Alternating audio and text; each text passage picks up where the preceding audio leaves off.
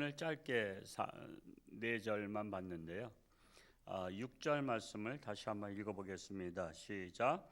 나는 말하기를 만일 내게 비둘기같이 날개가 있다면 날아가서 편히 쉬리로다. 이 상황이 뭐냐? 압살롬이 쿠데타 일으켰잖아요. 압살롬이 아버지를 죽이고 쿠데타를 일으켰어요. 죽이고 왕이 되겠다고.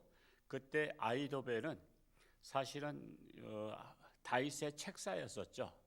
다윗의 책사였었는데 이제는 아들한테 붙어버린 거야. 아들한테. 그래가지고 아들의 모사꾼이 된 거예요. 이제 그런 상황인데 이렇게 사면초가일 때 동서남북 어디로 뭐 도망갈 길이 없어요. 근데 싸움은 이겨요. 사실 다윗은 뭐 골리앗도 이긴 자였잖아요. 압살롬은 그건 뭐라래? 그걸 기공자라랄까? 그냥 곱게 자랐단 말이야. 그냥 왕궁에서 곱게 자랐고 다윗은 10대 때부터 산전수전 다 겪고 뭐 군대 장관도 하고 뭐 싸워서 당연히 이겨요. 이기는데 아들하고 싸워서 이기면 어떻게 돼? 자기가 아들을 죽여야 되잖아. 그렇다고 또 아들 일을 위해서 내가 또 죽어줄 수도 없어. 그러면 또 나라가 뭐가 되겠어? 그러니까 이러지도 못하고 저러지도 못하는 그런 사면초가일 때 차라리 내가 비둘기처럼 날개가 있어서 그냥 하늘로 날라서 그냥 광야에 가서 한적한 곳에서 내가 차라리 있고 싶다. 지금 그러한 표현을 하고 있는 것입니다. 원주의 그 오크밸리 거기에 가면 아주 교회도 이쁘게 지은 것이 있고요. 정말 그렇게 이쁘게 질 수가 있나 할 정도로 이쁘게 졌어요. 그리고 또 뮤지엄 산이라는 곳이 있어요. 그래서 뮤지엄 산이 뭐 산에 올라가는 게 아니라 그냥 박물관이에요. 산 이름이 박물관인데 거기에 가면 여러 가지가 있는 가운데서 어떤 이런 우리 예배당보다 좀 작을 거예요. 그 작은 공간 반 정도 되는 공간 위에 하늘만 뻥 뚫렸어요. 동그랗게. 약간 비스듬하게 뚫렸어요. 그러니까 사방은 컴컴한데 하늘의 빛만 딱 비쳐요. 구름이 비쳐요. 제가 이 사진을 이렇게 찍어서 했더니 보름달이 떴군요. 이렇게 답변이 왔어. 그냥 달인 줄 알아. 이 달은요 자세히 보면 꼭 토끼가 방아 찧는 것 같은 그 모양이 있어요. 그게 이제 땅이 그렇게 생겨서 그런 거예요. 땅이 이렇게 움푹 들어갔기 때문에 그늘이 져서 그 생기는 것인데, 근데 그게 수시로 바뀌거든요. 구름에 따라서. 혹시 가보신 분 손 들어볼까요? 가보신 분? 그래도 있네요. 그래도 우리 교회도 문화인이 있어요. 그 한번 기회가 되면 가세요. 근데 입장료가 워낙 비싸요. 38,000원. 그래서 저 같은 경우도 3,800원이면 들어가는데 또 이번에 CBS에서 이번에 세미나를 거기서 한 바람에 그렇게 제공을 해서 들어가 봤습니다만 그걸 보면서 그거예요. 그냥 사면초가야. 어디 사면초가인데 하늘이 뚫려 있어. 하늘로 솟아오를 수 있는. 그래서 지금 다윗이 그런 마음을 갖고 있었던 거예요. 지금 차라리 내가 비둘기 날개가 되어서 그냥 이 포위를 뚫고 저 먼 광야에 가서 그냥 다 모든 것을 잊고 싶다. 그런 마음의 그 표현을 하고 있는 것입니다. 7절 말씀 읽어봅니다. 시작. 내가 멀리 날아가서 광야에 머무리로다. 바로 그거죠. 날개 있다면 아들과 싸움을 피하고 광야에서 조용히 살고 싶다는 고백이에요. 그 아들과 싸워서 이겨도 문제고 저도 문제. 이것이 바로 아버지의 마음이다 라고 말할 수 있습니다. 8절 말씀 읽어봅니다. 시작. 내가 나의 피난처로 속히 가서 폭풍과 광풍을 피하리라 하였도다. 자, 피난처는 뭐예요? 다가올 환난을 대비하는 곳이 피난처입니다. 가령 6.25 전쟁 후에는 방공호를 많이 판 거 아시죠? 방공호. 왜냐하면 포탄 떨어질 때 그 파편이 막 날아다니니까 방공호를 팠어요. 그래서 도시마다도 방공호가 다 있어요. 방공호가 다 있어서 그걸로 피난하게 하고 또 미국은 태풍이 많이 불어요. 그건 뭐죠? 해오리 바람 부는 태풍. 그러면 목조 건물이 미국은 목조 건물을 선호해요.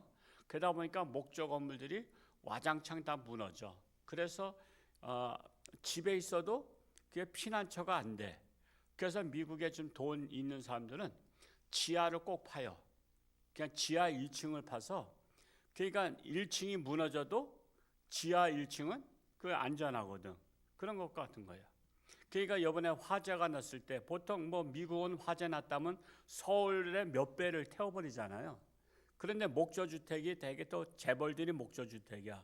그런데 거기도 지하를 판 집은 그나마 지하로 내려가서 피난처가 되지만, 그렇지 못한 사람들은 또 불에 타 죽고 막 이렇게 하는 거예요. 그래서 우리가 항상 피난처를 만들어야 돼요. 자, 우리의 피난처는 어디에 있죠?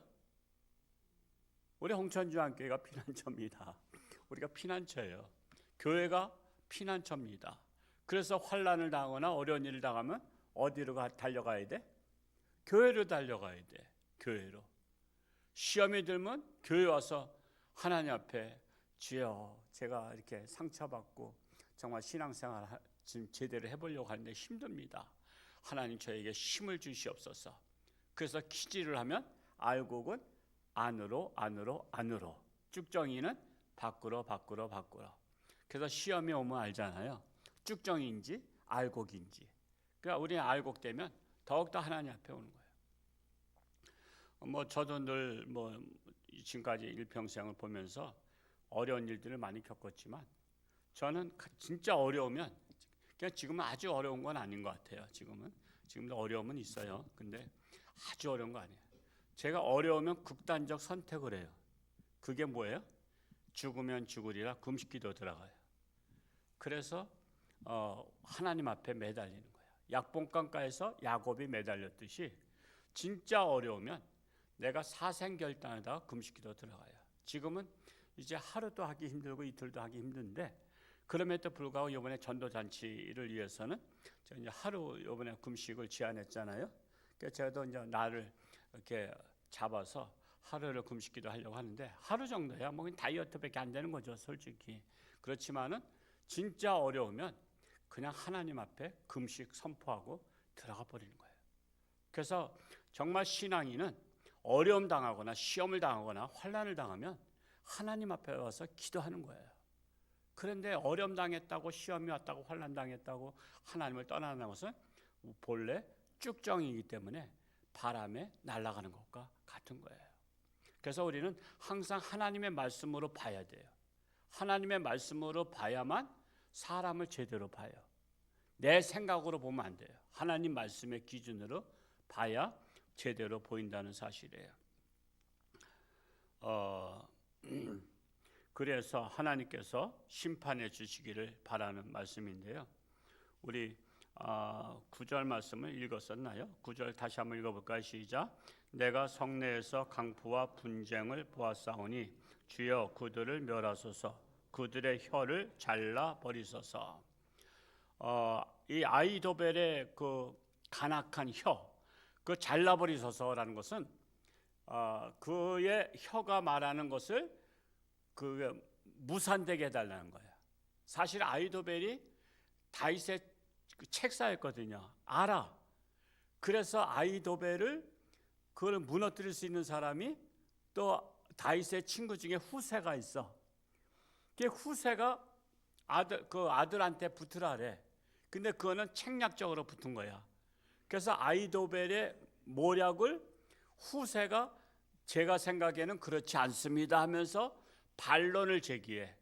그러니까 후세의 말이 더 옳은 것 같아서 그 압살롬의 신하들이 이번에는 후세의 말대로 합시다. 그러니까 아이도벨이 한 번도 자기 말이 거절당한 적이 없었는데 거절을 당하니까 자존심이 상한 거야. 사람은요, 자기가 똑똑하다고 하는데 자기 말이 안 되면 그 상처받는 거 아시죠? 상처받아. 그래서 내가 소용없구나. 압살롬에겐 내가 소용없구나. 그래가지고 고향으로 가서 뭐해? 목매달아 자살해 죽어. 야, 뭐 이왕 죽을 거면 꼭 고향까지 갈 건 또 뭐 있어? 그냥 그 자리에서 죽지. 그 고향까지 그 당시에 차 타고 가는 것도 아니고 걸어가는 건데 고향까지 가서 죽어. 얼마나 자존심이 상했으면 그렇게 했겠어요? 얼마나 자존심 상하면. 이게 기도가 그 사실 이름은 안 됐지만 그들의 혀를 잘라버리소서 한 것은 아이도벨을 생각하고선 쓴 시란 말이에요. 그러니까 여러분 기도라는 게요. 정말 그거 별거 아닌 것 같아도 성령의 감동으로 쓴 시는요. 그대로 돼요. 말대로 돼요. 하나님의 귀에 들린 대로 그대로 행하리라. 그래서 우리가 말 조심해야 돼. 그래서 할 수 있으면 저주의 말을 하지 말고 할 수 있으면 축복의 말을 하는 거야. 축복의 말을. 아유, 저 사람은 저주받을 사람이 딱 맞아. 그냥 저주받아야 될 사람이야. 근데 저주받아야 될 사람한테 축복의 기도를 하면 하나님이 교통정리하셔. 야, 네가 다 알잖아. 너도 알고 나도 알고 다 만인들이 다 아는데 제가 무슨 축복받을 만한 것이냐? 네가 아무리 기도한다고 해서 저에게 축복할 수는 없어. 그러니까 네가 기도하긴 했으니까 그 축복을 너나 받으라고서는 나한테 부메랑으로 돼서 돌아와. 그러니까 여러분 축복받는 비결은 저주받을 만한 사람한테 축복을 담뿍 해버려 그냥. 그러면 그게 다시 되돌아와. 택배 돌아오듯이. 그러니까 복받는 비결이야. 복받는 비결. 근데 사실은 그렇게 제가 말을 해도 저주받을 만한 사람, 미운 사람에게 축복을 빌기가 쉬워 어려워. 근데 그거 알아도 마음이 허락을 안 해. 마음이. 그러니까 복을 못 받는 거야. 그래서 복을 못 받는 거야. 그냥 복을 못 받은 사람은 내가 남을 위해서 복을 빌지 않았다. 인색해서 그렇다라는 것도 그 한 원인일 수도 있으니까 한번 복 받기를 원하시는 분은 원수 같은 사람들을 미운 사람들을 그냥 매일 이름을 부르면서 축복기도 한번 해보세요. 그래서는 복을 안 받았다. 그러면 저한테 항의하러 오세요. 그러면 제가 하늘나라에 가서 다 보상해드리겠습니다.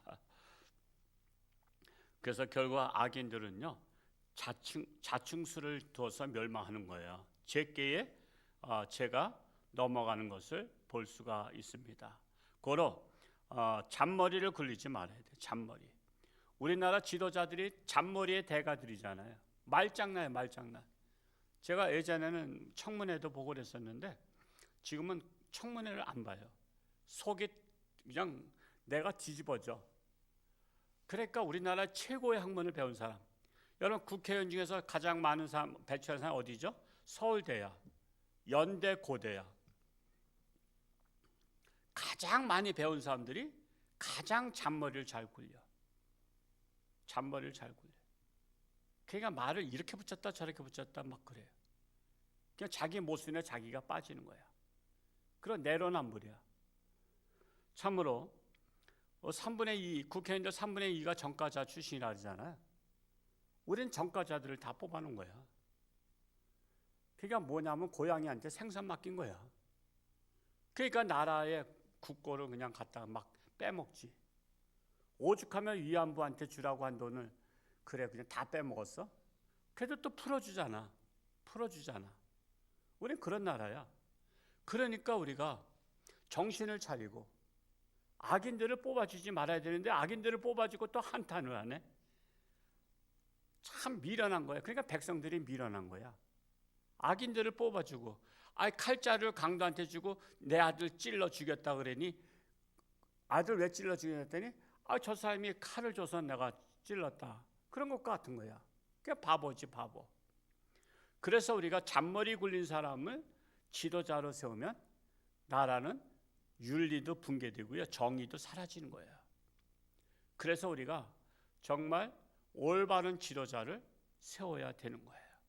제가 이 고사성어 중에서 하도 옛날에 읽었던 것인데 중국에서 이제 이웃 나라가 쳐들어와서 피난을 가게 되는데 그 각 지역마다 성주가 있잖아요. 그 성주가 그 지역의 사람들이 피난 가다가 남의 밭에 있는 곡물들을 다 막 뜯어서 가려고 하면서 성주가 엄벌에 내린 거예요. 절대 남의 밭에 들어가서 뜯지 마라. 훔쳐가지 마라. 그런 바람에 그들이 피난 와서 많이 굶었대. 그래서 임금에게 하소연해서 우리가 이렇게 굶은 것은 성주가 그렇게 가져가지 못하게 해서 그랬다. 그랬더니 임금한테 성주가 불렸어. 너 왜 그렇게 했냐? 피난 가는 마당에 뭐 네 거 내 것이 어딨냐? 근데 전하, 우리가 아무리 어려워도 피난 갈 때 남의 밭에 들어가서 함부로 손을 대면 그 이후로 우리의 정의는 사라집니다. 윤리도 사라지고 그러면은 우리나라의 기강이 무너집니다. 이렇게 답변을 한 것을 제가 옛날에 고사성을 읽다가 본 적이 있는데, 아무리 어려워도 우리는 남의 것을 훔쳐먹는 건 아니에요. 그게 정당화돼서는 안 돼요. 그러면은 나라의 윤리가 붕괴되고 정의가 붕괴되는 거예요. 그러니까 우리나라는 오죽하면은 교도소가 부족할까? 그러니까 기독교에서 여주 소망교도소 줘준 거 아니야. 그 소망교도소 줘가지고 그거를 유지하고 있어. 기독교에서 헌금한 것 가지고. 그리고 웬만하면 다 내보내. 집행유예로다가. 왜? 하도 범죄자가 많아서. 우리나라처럼 범죄자가 많아서 교도소가 부족한 나라? 아마 그렇게 많지 않을 거요. 몇 나라 있긴 있어. 근데 우리나라도 교도소가 너무 부족해. 그게 뭐냐? 범죄자가 너무 많은 거야. 사실 우리야 들킨 죄인은 교도소가 있고 안 들킨 죄인은 밖에 있다 그러잖아요. 저와 여러분은 안 들킨 죄인이잖아. 그러니까 그렇다고 해서 죄인들을 너무 정죄하기보다는 우리가 그런 것을 반면교사 삼아서 우리는 그러지 말아야 되겠다. 오직 아닌 것은 아니라 하고 남의 것은 내 것이 아니다 하고 떨어져 있어도 주워가지 말고. 그래서 우리 교회는 물건을 놔두면 그냥 그대로 있잖아. 그냥 그 자리. 딴 데다 두면 왔다가 못 찾아가니까 그냥 그 자리 놔둬라. 그러면 그 자리 놔둬. 그러면 다 나중에 다 본인에게 돌아가잖아. 그나마 우리나라가 남의 물건에 손을 안 대는 것이 천만 다행 아니겠어요? 그래서 정말 이 다윗의 기도, 아들하고 싸우는 것이 너무 비참해서 내가 싸워서 이긴들 뭐하며 또 아들이 또 이기면 자긴 죽어야 되는 거잖아. 그래서 비둘기처럼 날개가 있어서 정말 날아가고 싶다. 광야 피난처로 가고 싶다는 그 심정을 통해서 우리들도 정말 이런 마음을 가지고 하나님의 마음을 가지고 우리의 피난처는 광야가 아니라 성전이다, 교회다라는 것을 가지고 어려울 때마다 하나님 앞에 나와서 기도하는 저와 여러분 될 수 있기를 축복합니다. 할렐루야. 고맙고 감사하신 아버지 하나님, 참으로 나라가 어렵고 여러 가지로 정치, 경제, 문화, 윤리, 교육 다 붕괴돼 가고 있지만 그럼에도 불구하고 참으로 하나님의 사람들이 이 나라를 지키며 기도하며 하나님께 간구하기를 원합니다. 그리하여 이 땅에 악의 나라가 아니라 하나님의 나라, 하나님의 말씀대로 통치하는 나라가 되기를 원합니다. 그리하여 하나님께서 쓰시기에 합당한 나라 되기를 간절히 소원합니다. 우리 홍천주와 함께 더 나아가 한국교회가 정신을 차리고 피난처인 하나님의 전에와 기도하며 하나님께 간구하기를 간절히 소원합니다. 아이도 육신의 질병으로 사경을 헤매는 사랑하는 교우들 불쌍히 여기시고 능력의 손길로 안수하사 깨끗함 받고 건강해서 하나님 영광 위에 살게 하여 주옵소서. 오늘도 이 전에 나와 기도하는 자마다 하나님 만나 주시고 응답하여 주시고 승리케 하여 주옵소서. 감사드리며 예수님의 이름으로 축복하며 기도하옵나이다. 아멘.